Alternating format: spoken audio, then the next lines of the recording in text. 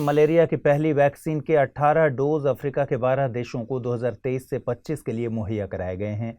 ये खबर Gavi, WHO और यूनिसेफ ने संयुक्त रूप से जारी की है। WHO के समर्थन से मलेरिया के लिए तैयार की गई पहली वैक्सीन RTS है, जिसे मॉस्क्यूरिक्स के नाम से जानते हैं। मलेरिया अफ्रीका में फैलने वाली खतरनाक बीमारियों में से एक है। 2021 में मलेरिया के 95% वैश्विक मामले और 96% मौतें अफ्रीका में हुई। मलेरिया पैरासाइट से होने वाली बीमारी है, जो कि इंसानों में फीमेल एनाफिलीज मच्छर के काटने से फैलती है। इंसानों में मलेरिया के 5 तरह के प्लाज्मोडियम पैरासाइट जिम्मेदार होते हैं। इनमें शामिल हैं P malaria, P ओवाले, P नोवेसी, P falciparum और पी विवैक्स। इनमें पी फाल्सीफेरम सबसे ज्यादा खतरनाक है। यह अफ्रीका महाद्वीप में ज्यादा देखने को मिलता है। भारत में आमतौर पर पी फाल्सीफेरम और पी विवैक्स मलेरिया के मामले रिपोर्ट किए जाते हैं। इंसानों में पैरासाइट से संक्रमित मच्छर के काटने के 10 से 14 दिन के बाद मलेरिया रोग होता है। आपको बता दें कि गावी पब्लिक प्राइवेट पार्टनरशिप में बना एक ग्लोबल वैक्सीन अलायंस है। यह दुनिया में फैली खतरनाक बीमारियों से बच्चों को बचाने के लिए वैक्सीनेशन में मदद करता है। इस अलायंस में विकासशील देश, दान देने वाले देश, WHO, यूनिसेफ, विश्व बैंक, तकनीकी संस्थाएं, civil society, Bill and Melinda Gates foundation और अन्य निजी क्षेत्र के सहयोगी शामिल हैं। विज्ञान एवं प्रौद्योगिकी मंत्रालय के मुताबिक चंद्रयान 3 इस हफ्ते लॉन्च किया जाएगा। चंद्रयान 3 की लॉन्चिंग के बाद भारत दुनिया का चौथा ऐसा देश बन जाएगा जिसका स्पेसक्राफ्ट चंद्रमा के धरातल पर उतरेगा। दरअसल चंद्रयान 3 चंद्रयान 2 का फॉलो ऑन मिशन है, जिसका मकसद चंद्रमा की धरती पर भारत की सॉफ्ट लैंडिंग की क्षमताओं का प्रदर्शन करना है। चंद्रयान 3 में इस तरह के पेलोड्स लगाए गए हैं जो चंद्रमा की मिट्टी और चट्टानों के केमिकल कंपोजिशन की जानकारी जुटाएंगे। ये डेटा वैज्ञानिक समुदाय के बड़े काम आता है।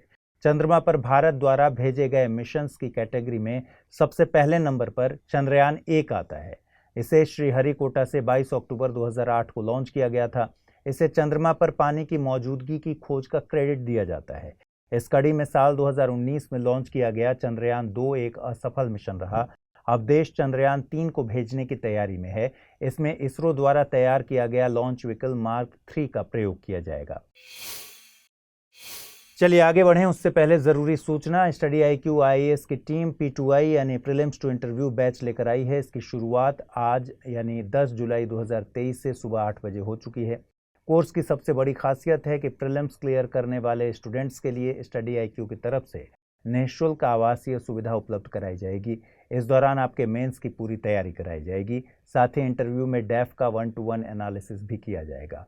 कोर्स में डिस्काउंट हासिल करने के लिए आपको अमृत लाइव कोड का यूज करना है। इससे ये कोर्स आपको केवल 29,999 रुपये में हासिल होगा। कोर्स के संबंध में ज्यादा जानकारी के लिए डिस्क्रिप्शन बॉक्स में दिए गए लिंक पर क्लिक कर लीजिए।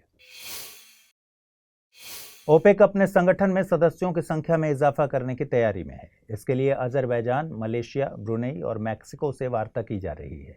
ये चारों देश साल 2017 से ओपेक के साथ सहयोग प्रदर्शित कर रहे हैं। कोविड के बाद उपजी चुनौतियों से ऑयल मार्केट में स्थायित्व नहीं बन पा रहा है।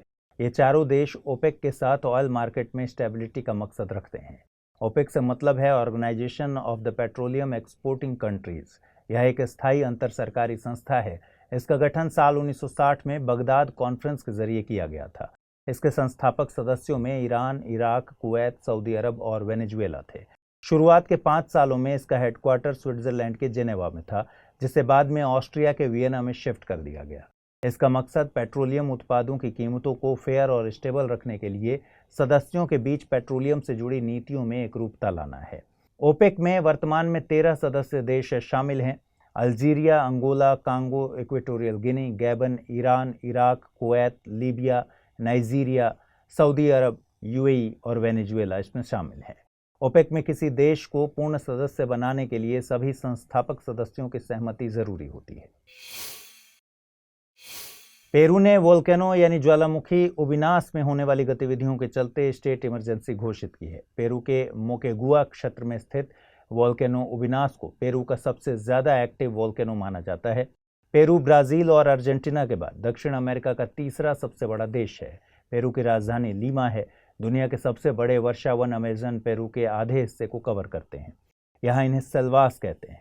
दुनिया की दूसरी सबसे ऊंची माउंटेन रेंज एंडीज पेरू में ही स्थित है। ये देश प्राचीन इंका सभ्यता के लिए भी जाना जाता है। इस सभ्यता के लोगों ने एंडीज पर्वतों में एक प्राचीन शहर माचू पिच्चू बसाया था। वीरान पड़े इस शहर को देखने बड़ी संख्या में पर्यटक आते हैं। आपको बता दें कि ज्वालामुखी किसी ग्रह की सतह पर मौजूद प्राकृतिक दरार होती है। इसमें आंतरिक भाग में मौजूद वे पदार्थ बाहर निकलते हैं जो अपने आसपास मौजूद पदार्थों की तुलना में ज्यादा गर्म होते हैं। इस प्रक्रिया में विस्फोट होता है। कई बार ये विस्फोट खतरनाक होता है, कई बार साधारण तरीके से होता है। पृथ्वी के मामले में पृथ्वी की सतह से लावा, राख और गैस बाहर निकलते हैं।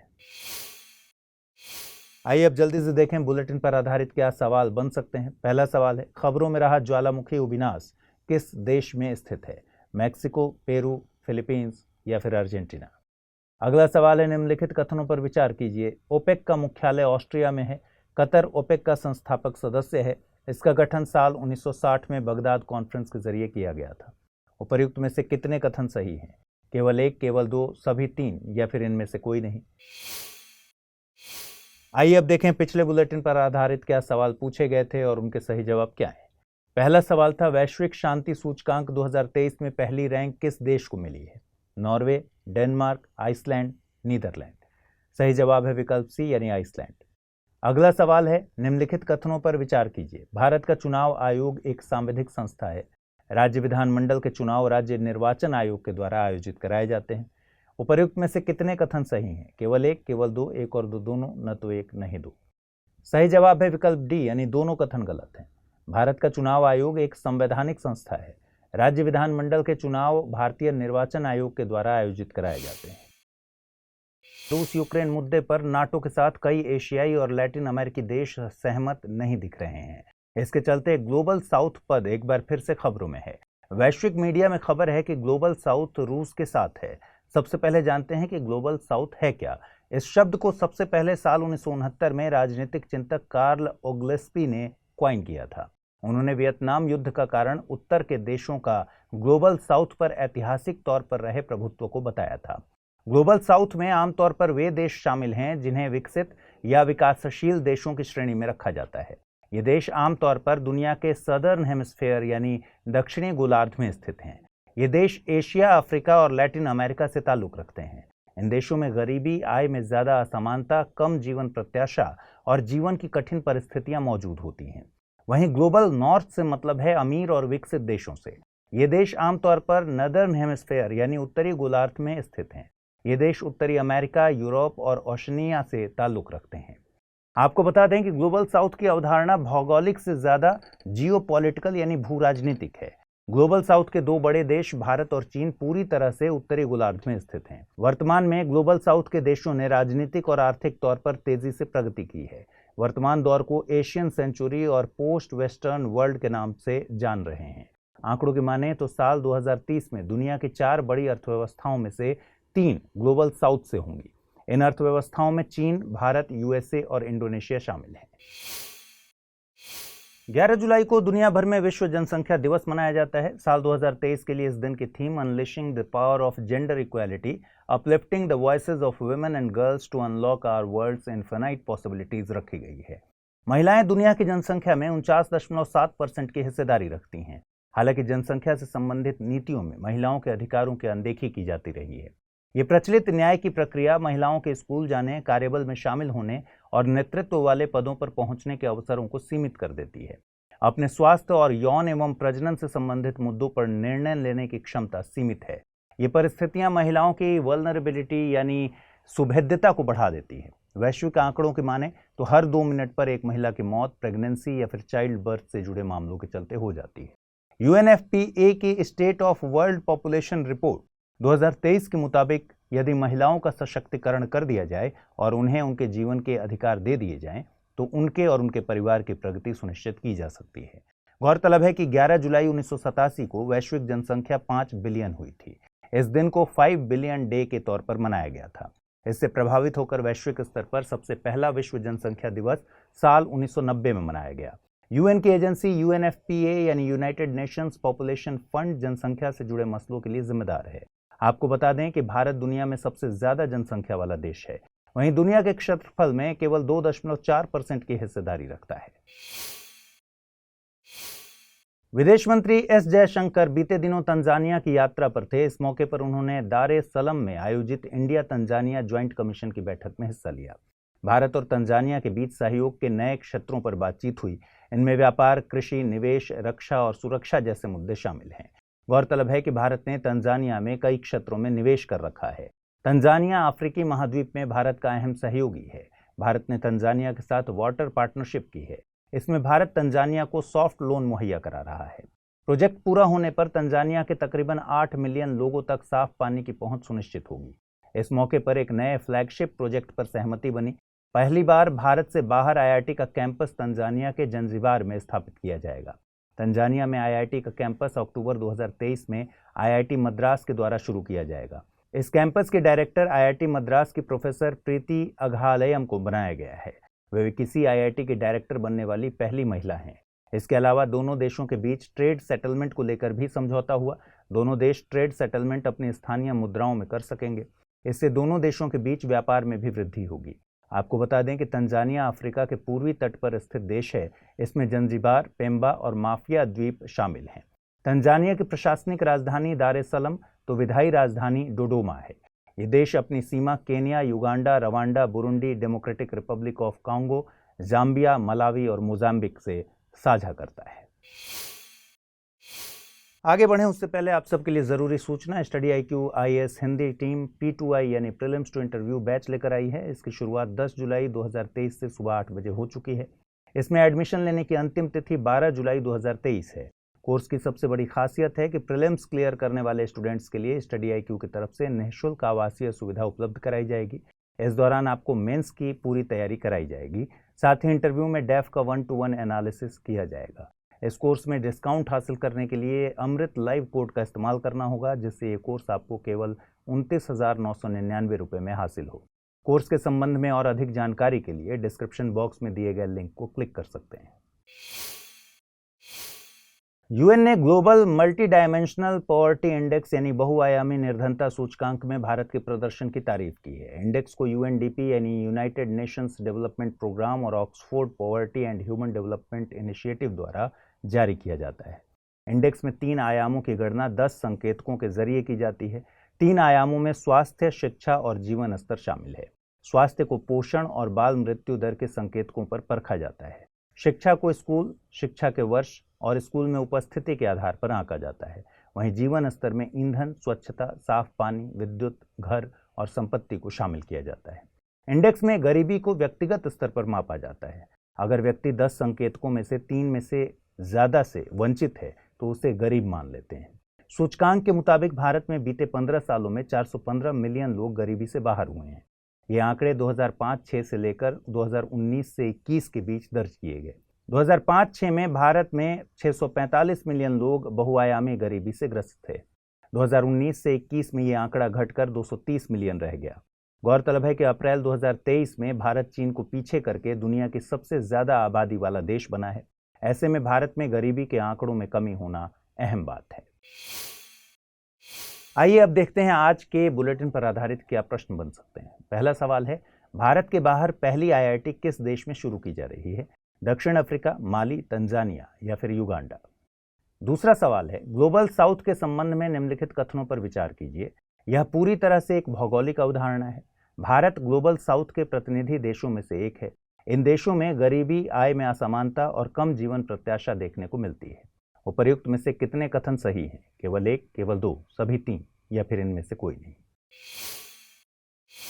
आइए अब देखें पिछले बुलेटिन पर आधारित क्या प्रश्न पूछे गए थे और उनके सही जवाब क्या हैं। पहला सवाल था, खबरों में रहा ज्वालामुखी उविनाश किस देश में है? मैक्सिको, पेरू, फिलीपींस या फिर अर्जेंटीना? सही जवाब है विकल्प बी यानी पेरू। अगला सवाल पूछा था मैंने, निम्नलिखित कथनों पर विचार कीजिए। ओपेक का मुख्यालय ऑस्ट्रिया में है।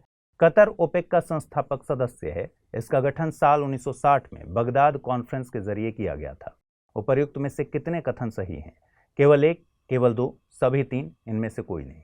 सही जवाब है केवल 2 कथन सही हैं। कतर ओपेक का संस्थापक सदस्य नहीं है। कतर ओपेक का सदस्य था, हालांकि अब इसने अपनी सदस्यता त्याग दी है। 12 जुलाई को नाबार्ड का स्थापना दिवस मनाया जाता है। 12 जुलाई 2023 को नई दिल्ली में आयोजित 42वें स्थापना दिवस के मौके पर गृह मंत्री अमित शाह मुख्य अतिथि थे। ग्रामीण अर्थव्यवस्था को बूस्ट प्रदान करने में इंस्टीट्यूशनल क्रेडिट यानी संस्थागत लोन अहम है। इसी के मद्देनजर सरकार ने मार्च 1979 में श्री बी शिवरमन की अध्यक्षता में एक कमेटी गठित की थी। इसका मकसद कृषि और ग्रामीण विकास के लिए मौजूदा इंस्टीट्यूशनल क्रेडिट की व्यवस्था को रिव्यू करना था।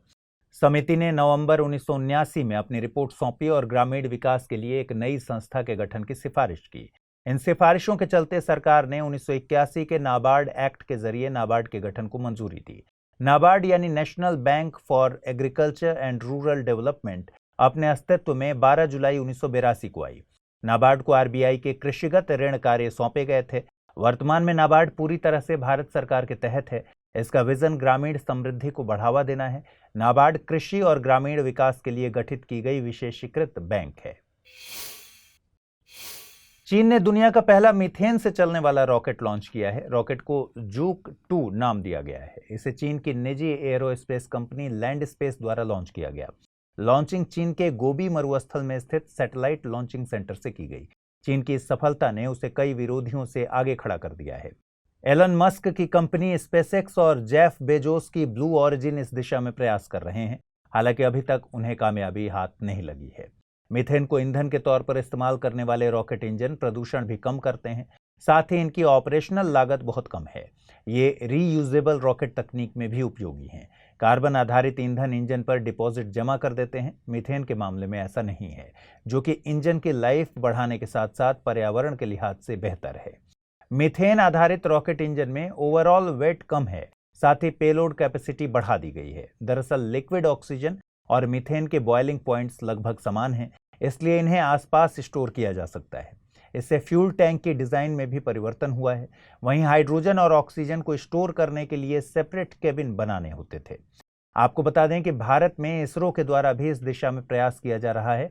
इसरो LOX मीथेन इंजन तैयार करने पर काम कर रहा है। इसमें लिक्विड ऑक्सीजन को ऑक्सीडाइजर और मीथेन को ईंधन के तौर पर इस्तेमाल किया जाएगा।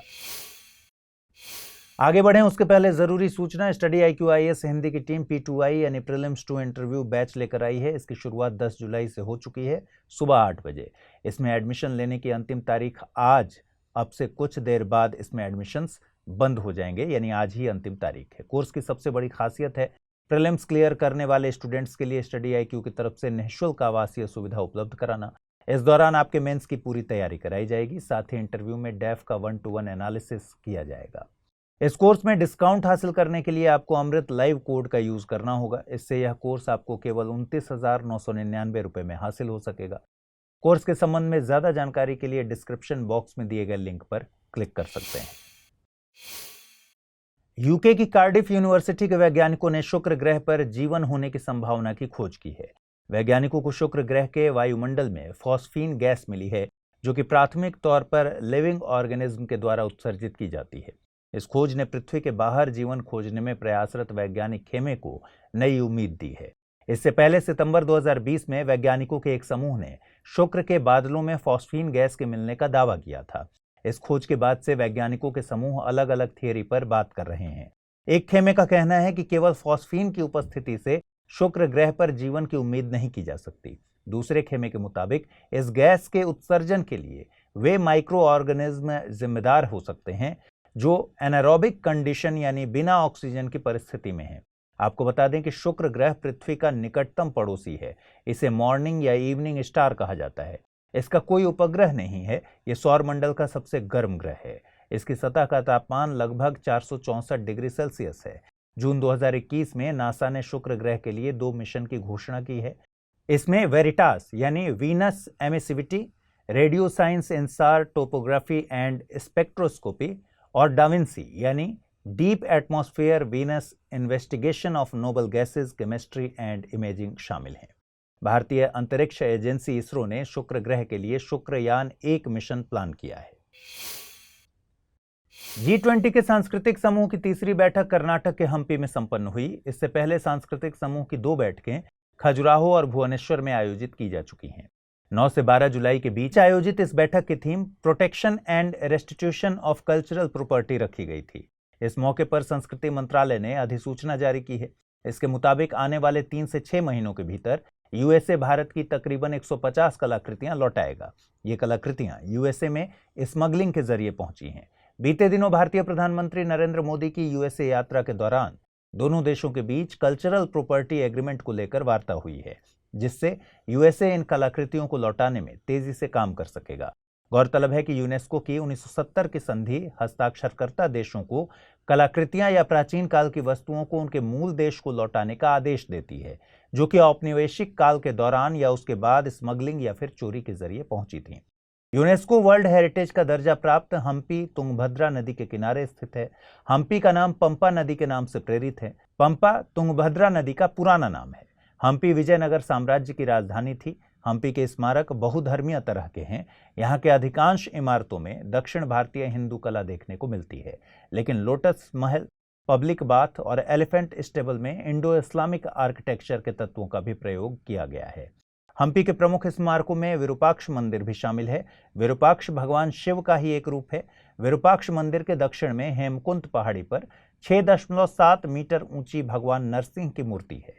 नरसिंह भगवान विष्णु का रूप है। आपको बता दें कि विजयनगर पर 1336 से लेकर 1672 तक संगम, सलू, तुलु और अराविडु वंशों ने शासन किया। विजयनगर की स्थापना 1336 में संगम वंश के हरिहर और बुक्का ने की थी। आइए जल्दी से देखें बुलेटिन पर आधारित क्या प्रश्न बन सकते हैं। इतिहास में विजयनगर साम्राज्य की राजधानी रहा यह शहर अपने स्थापत्य के लिए जाना जाता है। विरूपाक्ष मंदिर के लिए मशहूर इस शहर को यूनेस्को ने वर्ल्ड हेरिटेज का दर्जा दिया है। उपर्युक्त पद निरूपित करता है मदुरै, पुहार, हम्पी या फिर तंजौर। अगला सवाल है, निम्नलिखित कथनों पर विचार कीजिए। नाबार्ड एक सांविधिक संस्था है। दुनिया का पहला मीथेन से संचालित रॉकेट यूएसए ने लॉन्च किया है। सौर मंडल का सर्वाधिक गर्म ग्रह शुक्र है। उपर्युक्त में से कितने कथन सही हैं? केवल एक, केवल दो, सभी तीन या फिर इनमें से कोई नहीं। आइए जल्दी से देखें पिछले बुलेटिन पर आधारित क्या सवाल मैंने पूछे थे और उनके सही जवाब क्या हैं। पहला सवाल था, भारत के बाहर पहली आईआईटी किस देश में शुरू की जा रही है?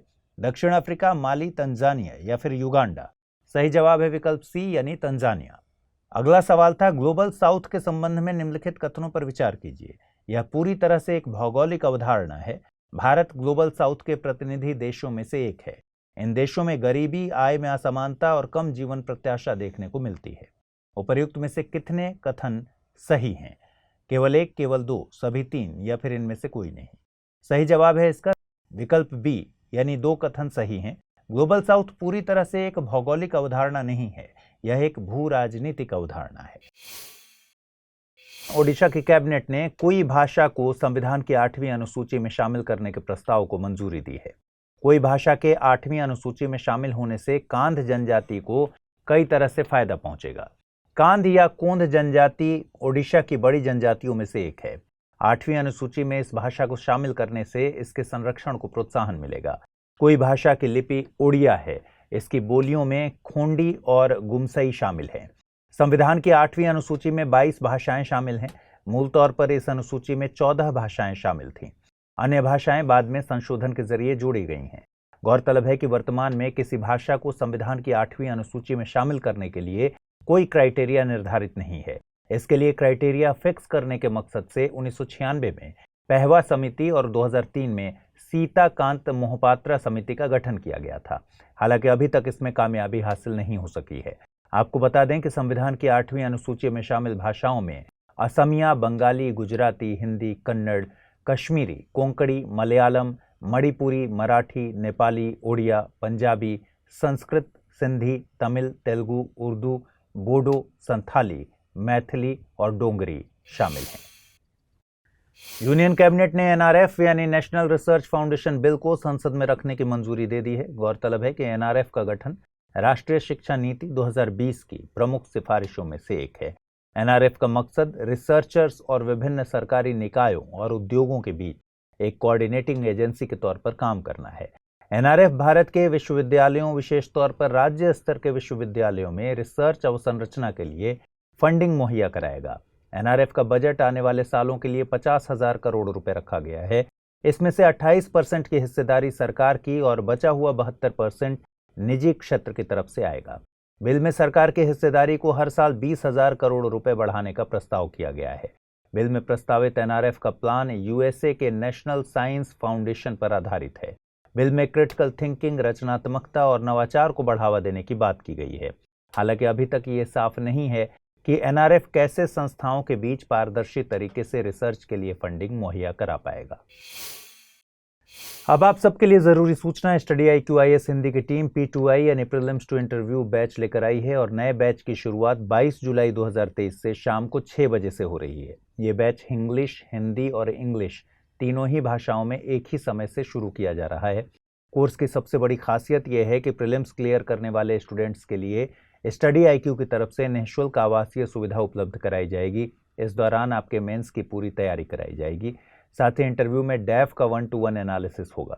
इस कोर्स में डिस्काउंट हासिल करने के लिए अमृत लाइव कोड का यूज करना है। इससे ये कोर्स आपको केवल 29,999 रुपए में हासिल हो सकेगा। कोर्स के संबंध में ज्यादा जानकारी के लिए डिस्क्रिप्शन बॉक्स में दिए गए लिंक को क्लिक कर सकते हैं। हाल ही में आरबीआई ने 2023 के अंत तक CBDC यानी सेंट्रल बैंक डिजिटल करेंसी के ट्रांजैक्शन को पर डे 1 मिलियन तक पहुंचाने का लक्ष्य रखा है। वर्तमान में रिटेल CBDC में प्रतिदिन 5 से 10,000 ट्रांजैक्शन होते हैं। आरबीआई बहुत जल्द CBDC और UPI की इंटरऑपरेबिलिटी को शुरू करने वाली है। CBDC में ट्रांजैक्शन बढ़ाने के लिए UPI नेटवर्क का इस्तेमाल किया जाएगा। QR कोड के जरिए अगर व्यापारी का CBDC अकाउंट है तो पेमेंट CBDC वॉलेट में किया जा सकेगा। आरबीआई के मुताबिक CBDC सेंट्रल बैंक द्वारा जारी किया गया लीगल टेंडर है जो कि डिजिटल फॉर्म में है। ये पेमेंट के लिए मीडियम के तौर पर काम करेगा, साथ ही स्टोर करने में भी सुरक्षित है। आरबीआई ने CBDC को पायलट प्रोजेक्ट के तौर पर लॉन्च किया है। ये होलसेल और रिटेल दोनों सेक्टर में लॉन्च किया गया है। CBDC किसी देश की सेंट्रल बैंक द्वारा जारी डिजिटल करेंसी है। यह क्रिप्टो करेंसी की तरह ही है, लेकिन इसकी वैल्यू केंद्रीय बैंक द्वारा निर्धारित की जाती है। CBDC वर्तमान प्रचलित मुद्रा के समकक्ष होती है, पर यह वर्तमान प्रचलित मुद्रा के विपरीत केवल डिजिटल रूप में है। UPI यानी यूनिफाइड पेमेंट्स इंटरफेस एक ऐसी प्रणाली है जो कई बैंक खातों को एक ही मोबाइल एप्लीकेशन में अटैच करने की सुविधा देती है। इससे सीमलेस फंड राउटिंग और मर्चेंट भुगतान सरीखे एप्लीकेशन को करने में आसानी होती है। यह पीयर टू पीयर लेन देन को भी पूरा करता है, जिसे आवश्यकता और सुविधा के अनुसार शेड्यूल्ड और भुगतान किया जा सकता है। वस्त्र मंत्रालय के द्वारा जारी अधिसूचना के मुताबिक समर्थ योजना के तहत 43 नए सहयोगियों को ट्रेनिंग के लिए सूचीबद्ध किया गया है। साथ ही 75,000 लाभार्थियों का भी अतिरिक्त टारगेट रखा गया है। इसके अलावा कौशल प्रदान कर रहे उद्योगों को 5% अतिरिक्त वित्तीय सहायता मुहैया कराने की बात कही गई है। वस्त्र मंत्रालय की scheme for capacity building in textile sector को समर्थ योजना के नाम से जानते हैं। इस योजना का मकसद युवाओं को टेक्सटाइल सेक्टर में सतत रोजगार मुहैया कराना है। योजना के तहत NSQF पर बेस्ड मांग आधारित और प्लेसमेंट ड्रिवन कौशल प्रदान किया जाएगा। इसमें देश भर के समाज के सभी तबकों तक आजीविका या स्वरोजगार के साधन मुहैया कराए जाएंगे। इसके तहत टेक्सटाइल सेक्टर के पारंपरिक क्षेत्रों जैसे कि हथकरघा, हस्तकला, रेशम कीट पालन और जूट जैसे क्षेत्रों में भी कौशल प्रदान किया जाएगा। योजना के तहत स्किलिंग प्रोग्राम्स को लागू करने वाली एजेंसीज में टेक्सटाइल इंडस्ट्रीज, वस्त्र मंत्रालय के तहत आने वाली वे संस्थाएं जिनके पास ट्रेनिंग के लिए अवसंरचना है, शामिल है। आपको बता दें कि भारत में टेक्सटाइल सेक्टर कृषि के बाद रोजगार प्रदान करने वाला दूसरा सबसे बड़ा क्षेत्र है। आइए अब जल्दी से देखें आज की बुलेटिन पर आधारित क्या सवाल बन सकते हैं। पहला सवाल है, भारतीय संविधान की 8वीं अनुसूची संबंधित है राज्यसभा की सीट से, शपथ एवं प्रतिज्ञान, भाषाओं से या फिर दल बदल अधिनियम से। अगला सवाल है, समर्थ योजना के संबंध में निम्नलिखित कथनों पर विचार कीजिए। यह वस्त्र मंत्रालय की योजना है, यह मांग आधारित प्लेसमेंट ड्रिवन योजना है, इसमें रोजगार के योग्य बनाने के लिए कौशल प्रदान किया जाता है। उपर्युक्त में से कितने कथन सही हैं? केवल 1, केवल 2, सभी 3 या फिर इनमें से कोई नहीं। आइए अब देखें पिछले बुलेटिन में मैंने क्या सवाल पूछे थे और उनके सही जवाब क्या हैं। पहला सवाल था, इतिहास में विजयनगर साम्राज्य की राजधानी रहा यह शहर अपने स्थापत्य के लिए जाना जाता है। विरूपाक्ष मंदिर के लिए मशहूर इस शहर को यूनेस्को ने वर्ल्ड हेरिटेज का दर्जा दिया है। उपर्युक्त पद निरूपित करता है मदुरै, पुहार, हम्पी या फिर तंजौर। सही जवाब है विकल्प सी यानी हम्पी। अगला सवाल मैंने पूछा था, निम्नलिखित कथनों पर विचार कीजिए। नाबार्ड एक सांविधिक संस्था है। दुनिया का पहला मीथेन से संचालित रॉकेट यूएसए ने लॉन्च किया है। सौरमंडल का सर्वाधिक गर्म ग्रह शुक्र है। उपर्युक्त में से कितने कथन सही हैं? केवल एक, केवल दो, सभी तीन, या फिर इनमें से कोई नहीं? सही जवाब है विकल्प बी यानी केवल दो कथन सही हैं। दुनिया का पहला मीथेन से संचालित रॉकेट चीन ने लॉन्च किया है। यूएन की 5 विशेषीकृत एजेंसीज ने State of Food Security and Nutrition in the World जारी की है। इन संस्थाओं में Food and Agriculture Organization of the United Nations FAO, the International Fund of Agricultural Development IFAD, the United Nations Children's Fund यानी UNICEF, the World Health Organization यानी WHO और World Food Programme WFP शामिल हैं। ये report 1999 से लगातार दुनिया में भूख को खत्म करने, खाद्य सुरक्षा बढ़ाने जैसे प्रयासों को मॉनिटर करती है। रिपोर्ट के मुताबिक तकरीबन 122 मिलियन से ज्यादा लोग 2019 से भूख का सामना कर रहे हैं। इसकी वजह कोविड महामारी, मौसमी आपदाएं और रूस यूक्रेन विवाद को बताया जा रहा है। वैश्विक जनसंख्या में से 29.6% के पास लगातार खाने की पहुंच नहीं है। अगर ऐसा ही रहा तो सतत विकास लक्ष्यों के तहत निर्धारित भूख को मिटाने का लक्ष्य 2030 तक पूरा नहीं हो पाएगा। गौरतलब है कि सतत विकास लक्ष्य 2 में भूख को मिटाने की बात कही गई है। रिपोर्ट में भूख की परिभाषा दी गई है। इसके मुताबिक भूख एक असहज या दर्दनाक स्थिति है जिसे व्यक्ति आहार से पर्याप्त ऊर्जा न मिल पाने के कारण महसूस करता है। प्रधानमंत्री नरेंद्र मोदी इन दिनों फ्रांस की यात्रा पर हैं। वे फ्रांस में बास्तील दिवस की परेड में गेस्ट ऑफ ऑनर के तौर पर शामिल हुए। बास्तील दिवस के मौके पर भारत की ट्राई सर्विस कंटिजेंट ने भी हिस्सा लिया। इस मौके पर भारत और फ्रांस अपने कूटनीतिक संबंधों की 25वीं सालगिरह भी मना रहे हैं। फ्रांस पहला देश था जिसने 1998 में संपन्न हुए नाभिकीय परीक्षण के बाद भारत की रणनीतिक महत्ता समझी थी। 1998 में संपन्न हुए नाभिकीय परीक्षण के बाद ज्यादातर पश्चिमी देशों ने भारत से किनारा कर लिया था। दोनों देश ग्रीन हाइड्रोजन और ब्लू इकोनॉमी पर एक साथ काम कर रहे हैं। हालिया यात्रा में राफेल M यानी फाइटर जेट राफेल के मरीन वर्जन की खरीद को लेकर समझौता भी हो सकता है। आपको बता दें कि 14 जुलाई को आयोजित किया जाने वाला बास्तील दिवस फ्रांस का राष्ट्रीय दिवस है। यह दिन फ्रेंच रिवॉल्यूशन की शुरुआत मानी जाती है। इस दिन पेरिस की जनता ने बास्तील के किले में बनी जेल को ध्वस्त कर दिया था। 14वीं शताब्दी में बना यह किला फ्रांस में सामंतशाही का प्रतीक था। इसमें एक जेल भी बनाई गई जहां फ्रांस के वोल्टेयर जैसे दार्शनिकों को कैद में रखा गया था। इस किले पर आम जनता द्वारा आक्रमण फ्रांस में राजशाही के अंत की शुरुआत और लोकतंत्र के आगाज के तौर पर देखा जाता है। फ्रांस की क्रांति ने लिबर्टी, इक्वालिटी और फ्रेटर्निटी यानी स्वतंत्रता, समता और बंधुत्व जैसे शब्दों को पॉपुलर बनाया। चलिए आगे बढ़ें, उससे पहले जरूरी सूचना ये कि स्टडी IQ हिंदी की टीम P2I यानी प्रीलिम्स टू इंटरव्यू बैच 22 जुलाई 2023 से शाम को 6 बजे स्टार्ट कर रही है। ये बैच इंग्लिश, हिंदी और इंग्लिश तीनों में एक ही समय पर शुरू किया जा रहा है। इस कोर्स की सबसे बड़ी खासियत है प्रीलिम्स क्लियर करने वाले स्टूडेंट्स के लिए स्टडी IQ की तरफ से निःशुल्क आवासीय सुविधा उपलब्ध कराई जाएगी। मतलब इस दौरान आपके मेंस की पूरी तैयारी कराई जाएगी और इसके बाद इंटरव्यू में डैफ का 1-to-1 एनालिसिस और इंटरव्यू के लिए स्किल डेवलपमेंट का काम किया जाएगा। कोर्स में डिस्काउंट हासिल करने के लिए आपको अमृत लाइव कोड यूज करना है। इससे ये कोर्स आपको केवल 29,999 रुपए में हासिल हो सकेगा। कोर्स के संबंध में ज्यादा जानकारी के लिए डिस्क्रिप्शन बॉक्स में दिए गए लिंक को क्लिक कर सकते हैं। सोलोमन आइलैंड और चीन के बीच एक पुलिसिंग पैक्ट हुआ है। इसके तहत चीन की पुलिस की मौजूदगी सोलोमन आइलैंड में साल 2025 तक रहेगी। USA, ऑस्ट्रेलिया और न्यूजीलैंड ने इस समझौते पर आपत्ति जाहिर की है। साथ ही वे इस समझौते से जुड़ी जानकारियों को पब्लिक करने की भी मांग कर रहे हैं। इस पर सोलोमन आइलैंड अपनी संप्रभुता का हवाला दे रहा है। प्रशांत महासागर में स्थित सोलोमन आइलैंड इस क्षेत्र के गरीब देशों में से एक है। ये देश USA, चीन और ऑस्ट्रेलिया की आपसी रस्साकशी का केंद्र बना हुआ है।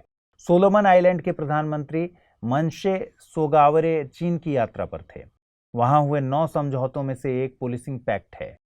गौरतलब है कि सोगावरे साल 2019 में सत्ता में आए हैं। तब से इस देश के साथ चीन के साथ संबंध तेजी से गहरे हुए हैं। उससे पहले तक सोलोमन आइलैंड चीन के दुश्मन देश ताइवान के साथ था। सोगावरे के सत्ता में आने के बाद ऑस्ट्रेलिया के साथ समझौते को भी रिव्यू किया गया है। आपको बता दें कि सोलोमन आइलैंड्स कई ज्वालामुखी द्वीपों का एक समूह है। पापुआ न्यू गिनी के पूर्व में स्थित इस देश की राजधानी होनियारा है।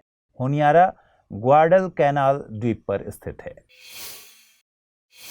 14 जुलाई का दिन भारत के वैज्ञानिक इतिहास में दर्ज हो गया है। इसरो ने चंद्रमा के लिए अपना तीसरा मिशन चंद्रयान 3 लॉन्च कर दिया है। चंद्रयान 3 आंध्र प्रदेश के श्रीहरिकोटा स्थित सतीश धवन स्पेस सेंटर से लॉन्च किया गया। इसे GSLV Mark 3 लॉन्च व्हीकल से लॉन्च किया गया। इस लॉन्च व्हीकल को बाहुबली नाम दिया गया है। चंद्रयान 3 का विक्रम लैंडर चंद्रमा के दक्षिणी ध्रुव पर 23 या 24 अगस्त 2023 को लैंड करेगा। चंद्रयान 3 चंद्रयान 2 का फॉलो ऑन मिशन है। इसका मकसद चंद्रमा की धरती पर भारत की सॉफ्ट लैंडिंग की क्षमताओं का प्रदर्शन करना है। चंद्रयान 3 में इस तरह के पेलोड्स लगाए गए हैं जो चंद्रमा की मिट्टी और चट्टानों के केमिकल कंपोजिशन की जानकारी जुटाएंगे। ये डेटा वैज्ञानिक समुदाय के काम आएगा। चंद्रमा पृथ्वी का एकमात्र प्राकृतिक उपग्रह है। यह हमारे सौर मंडल में मौजूद 200 से ज्यादा उपग्रहों में आकार में 5वें नंबर पर आता है। चंद्रमा पृथ्वी के बाहर इकलौता ऐसा स्थान है जहां इंसान पहुंच सका है। यह पृथ्वी से लगभग 3,84,400 किलोमीटर की दूरी पर है। चंद्रमा पृथ्वी का एक चक्कर लगभग 27 दिन में पूरा करता है। इतने ही कम समय में यह अपने अक्ष पर एक चक्कर लगाता है। इसीलिए हमें पृथ्वी से चंद्रमा का एक ही हिस्सा दिखाई देता है। इस फेनोमेना को टाइडल लॉकिंग कहा जाता है। नील आर्मस्ट्रॉन्ग जुलाई 1969 को चंद्रमा की सतह पर कदम रखने वाले पहले व्यक्ति थे। आइए अब जल्दी से देखें बुलेटिन पर आधारित क्या सवाल बन सकते हैं। पहला प्रश्न है, बास्तील दिवस किस देश में राष्ट्रीय स्वतंत्रता दिवस के तौर पर मनाया जाता है? फ्रांस, ऑस्ट्रेलिया, बेल्जियम या फिर पुर्तगाल? अगला सवाल है, निम्नलिखित कथनों पर विचार कीजिए। सोलोमन आइलैंड हिंद महासागर में स्थित है। चंद्रयान 3 चंद्रमा के दक्षिणी ध्रुव पर लैंड करेगा। सतत विकास लक्ष्य 1 भूख को मिटाने से संबंधित है। उपर्युक्त में से कितने कथन सही हैं? केवल 1, केवल 2, सभी 3 या फिर इनमें से कोई नहीं? आइए देखें पिछले बुलेटिन पर आधारित क्या सवाल मैंने पूछे थे और उनके सही जवाब क्या हैं। पहला सवाल था, भारतीय संविधान की 8वीं अनुसूची संबंधित है राज्यसभा की सीट से, शपथ एवं प्रतिज्ञान से, भाषाओं से या फिर दल बदल अधिनियम से? और सही जवाब है इसका विकल्प सी यानी भाषाओं से। अगला सवाल मैंने पूछा था, समर्थ योजना के संबंध में निम्नलिखित कथनों पर विचार कीजिए। यह वस्त्र मंत्रालय की योजना है, यह मांग आधारित प्लेसमेंट ड्रिवन योजना है, इसमें रोजगार के योग्य बनाने के लिए कौशल प्रदान किया जाता है। उपर्युक्त में से कितने कथन सही हैं? केवल 1, केवल 2, सभी 3 या फिर इनमें से कोई नहीं? सही जवाब है इसका विकल्प सी यानी सभी तीनों कथन बिल्कुल सही है।